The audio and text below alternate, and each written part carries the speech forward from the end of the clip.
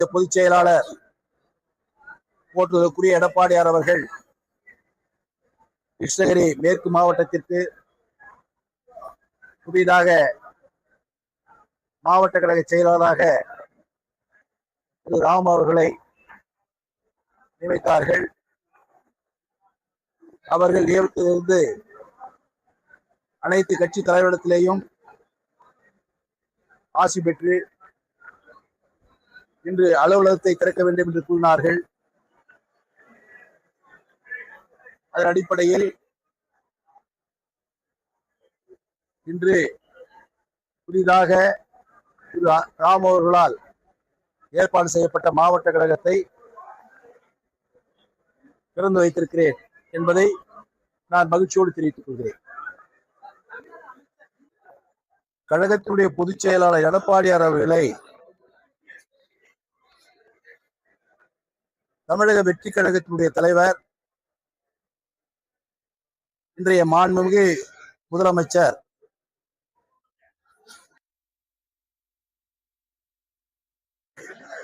சந்திப்பதாக நேரம் காட்டதாக மாண்புமிகு மின்துறை அமைச்சர் அவர்கள் பேட்டியிலே கூறியிருக்கிறார். அதோடு அவர் நின்று விடவில்லை. கூடுதலாக இன்னொரு கருத்தையும் சொன்னார். அவர் சொல்லுகின்ற கருத்தின் அடிப்படையிலே பார்ப்போம் என்று சொன்னால், அவர் கழகத்தினுடைய பொதுச் செயலாளர் அலுவலகத்தை அவர் தொடர்பு கொள்ளவில்லை. அவர்கள்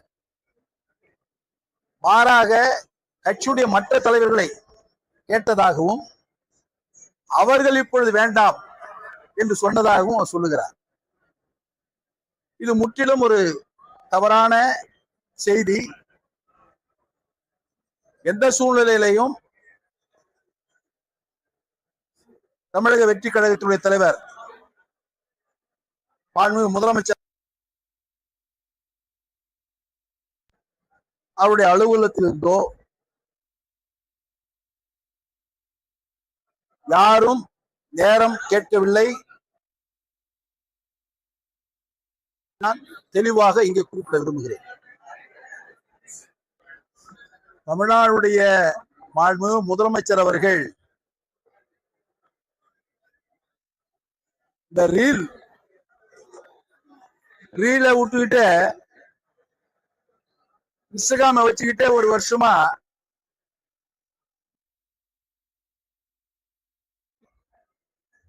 உணர்ச்சிகளை தூண்டி விட்டு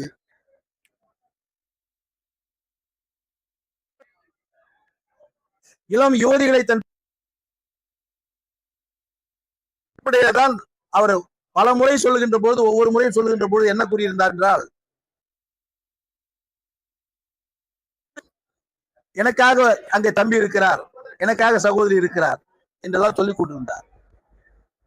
இப்படி இன்ஸ்டாகிராமிலேயும் ரீலிலேயும் அவர்கள் உணர்ச்சிகளை தூண்டி ஏதோ ஒரு மாய தோற்றத்தை மனதிலே உருவாக்கி அவர்களோடு மட்டும் நின்று விடாமல் தன்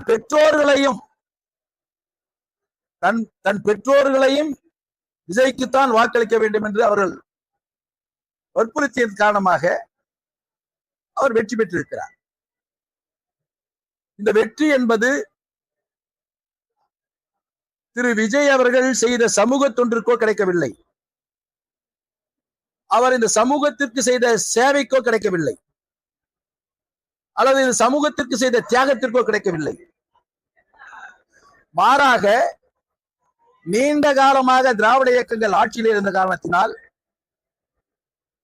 ஒரு குறிப்பிட்ட சதவீத வாக்காளர்கள் ஒரு மாற்றம் இருக்க வேண்டுமே என்று வாக்களித்திருக்கலாம். அதே போல ஒவ்வொரு வீட்டிலே இருக்கின்ற இவங்க தம்பிமார்கள் தங்கைமார்கள் வற்புறுத்தி வாக்களித்திருப்பார்கள். அப்படி முதலமைச்சரானவர் தான் இன்றைய முதலமைச்சர் மாண்புமிகு திரு விஜய் அவர்கள். இவர் தன்னுடைய நிலையை நன்றாக புரிந்து கொள்ள வேண்டும்.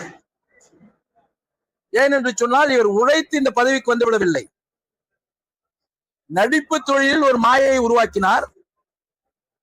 அந்த மாய தோற்றத்தை இன்ஸ்டாகிராமிலேயும் ரீலிலேயும் காட்டினார். இந்த இளைஞர்கள் இப்படிதான் நம்முடைய முதலமைச்சர் இருப்பார் என்ற நம்பிக்கையில் அவர் வாக்களித்திருக்கிறார்கள். அவர் மீது குற்றம் இல்லை. அந்த நம்பிக்கையோடு அவர் செயல்பட வேண்டும். ஆனால் திருச்சியிலே நடந்த நன்றி அறிவிப்பு கூட்டத்தில் சினிமாவிலே எப்படி உணர்ச்சிகளை தூண்ட வேண்டுமோ கொடுத்த டயலாக்கை பேசுவதைப் போலவே நன்றி அறிவிப்பு கூட்டத்திலேயும் டயலாக்கை 18 நிமிடம் பேசிவிட்டு முடித்து விட்டார்.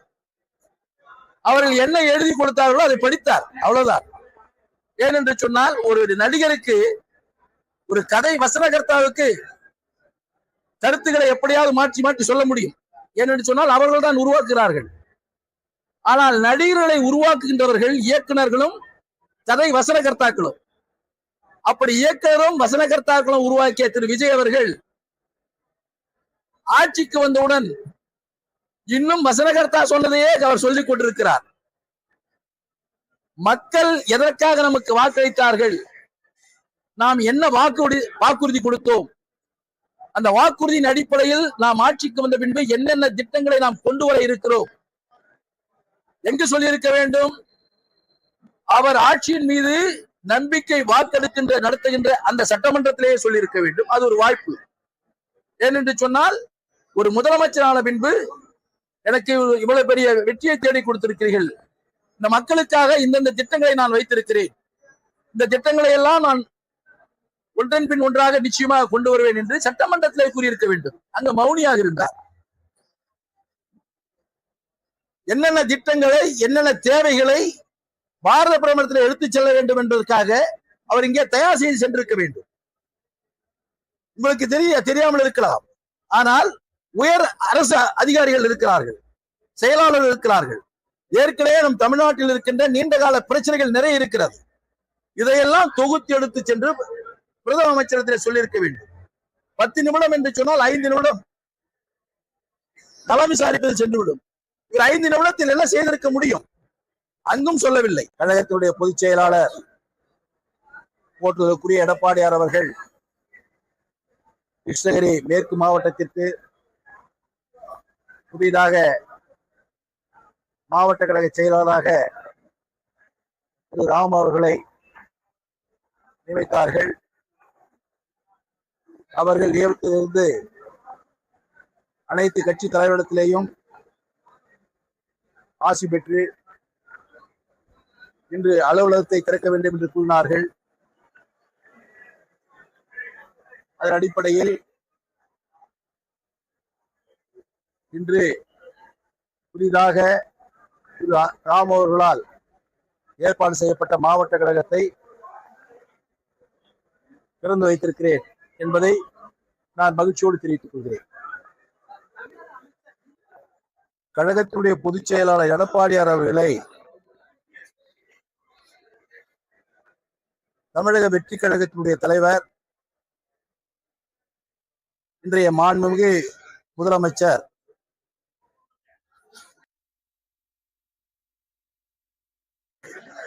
சந்திப்பதாக நேரம் காட்டதாக மாண்புமிகு மின்துறை அமைச்சர் அவர்கள் பேட்டியிலே கூறியிருக்கிறார். அதோடு அவர் நின்று விடவில்லை. கூடுதலாக இன்னொரு கருத்தையும் சொன்னார். அவர் சொல்லுகின்ற கருத்தின் அடிப்படையிலே பார்ப்போம் என்று சொன்னால், அவர் கழகத்தினுடைய பொதுச் செயலாளர் அலுவலகத்தை அவர் தொடர்பு கொள்ளவில்லை. அவர்கள் மாறாக கட்சியுடைய மற்ற தலைவர்களை கேட்டதாகவும் அவர்கள் இப்பொழுது வேண்டாம் என்று சொன்னதாகவும் அவர் சொல்லுகிறார். இது முற்றிலும் ஒரு தவறான செய்தி. எந்த சூழ்நிலையிலையும் தமிழக வெற்றி கழகத்தினுடைய தலைவர் முதலமைச்சர்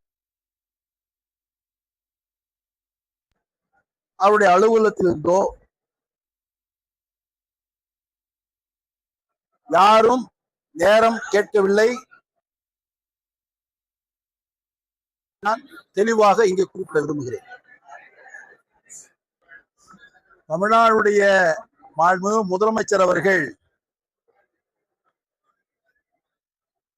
இந்த ரீல் ரீல விட்டுக்கிட்டு இன்ஸ்டாகிராம வச்சுக்கிட்டே ஒரு வருஷமா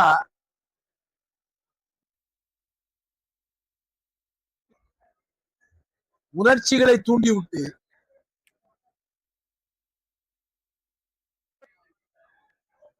இளம் யுவதிகளை தன்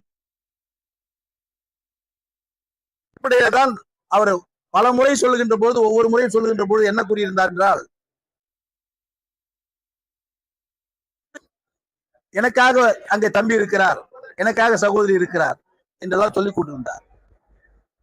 இப்படி இன்ஸ்டாகிராமிலேயும் ரீலிலேயும் அவர்கள் உணர்ச்சிகளை தூண்டி ஏதோ ஒரு மாய தோற்றத்தை மனதிலே உருவாக்கி அவர்களோடு மட்டும் நின்று விடாமல் தன் பெற்றோர்களையும் விஜய்க்குத்தான் வாக்களிக்க வேண்டும் என்று அவர்கள் வற்புறுத்தியதன் காரணமாக அவர் வெற்றி பெற்றிருக்கிறார். இந்த வெற்றி என்பது திரு விஜய் அவர்கள் செய்த சமூக தொன்றிற்கோ கிடைக்கவில்லை, அவர் இந்த சமூகத்திற்கு செய்த சேவைக்கோ கிடைக்கவில்லை, அல்லது இந்த சமூகத்திற்கு செய்த தியாகத்திற்கோ கிடைக்கவில்லை. மாறாக நீண்ட காலமாக திராவிட இயக்கங்கள் ஆட்சியில் இருந்த காரணத்தினால் ஒரு குறிப்பிட்ட சதவீத வாக்காளர்கள் ஒரு மாற்றம் இருக்க வேண்டுமே என்று வாக்களித்திருக்கலாம். அதே போல ஒவ்வொரு வீட்டிலே இருக்கின்ற இவங்க தம்பிமார்கள் தங்கைமார்கள் வற்புறுத்தி வாக்களித்திருப்பார்கள். அப்படி முதலமைச்சரானவர் தான் இன்றைய முதலமைச்சர் மாண்புமிகு திரு விஜய் அவர்கள். இவர் தன்னுடைய நிலையை நன்றாக புரிந்து கொள்ள வேண்டும். ஏனென்று சொன்னால் இவர் உழைத்து இந்த பதவிக்கு வந்துவிடவில்லை. நடிப்பு தொழிலில் ஒரு மாயையை உருவாக்கினார். அந்த மாய தோற்றத்தை இன்ஸ்டாகிராமிலேயும் ரீலிலேயும் காட்டினார். இந்த இளைஞர்கள் இப்படிதான் நம்முடைய முதலமைச்சர் இருப்பார் என்ற நம்பிக்கையில் அவர் வாக்களித்திருக்கிறார்கள். அவர் மீது குற்றம் இல்லை. அந்த நம்பிக்கையோடு அவர் செயல்பட வேண்டும். ஆனால் திருச்சியிலே நடந்த நன்றி அறிவிப்பு கூட்டத்தில் சினிமாவிலே எப்படி உணர்ச்சிகளை தூண்ட வேண்டுமோ கொடுத்த டயலாக்கை பேசுவதைப் போலவே நன்றி அறிவிப்பு கூட்டத்திலேயும் டயலாக்கை 18 நிமிடம் பேசிவிட்டு முடித்து விட்டார். அவர்கள் என்ன எழுதி கொடுத்தார்களோ அதை படித்தார், அவ்வளவுதான். ஏனென்று சொன்னால் ஒரு நடிகருக்கு, ஒரு கதை வசனகர்த்தாவுக்கு கருத்துக்களை எப்படியாவது மாற்றி மாற்றி சொல்ல முடியும்.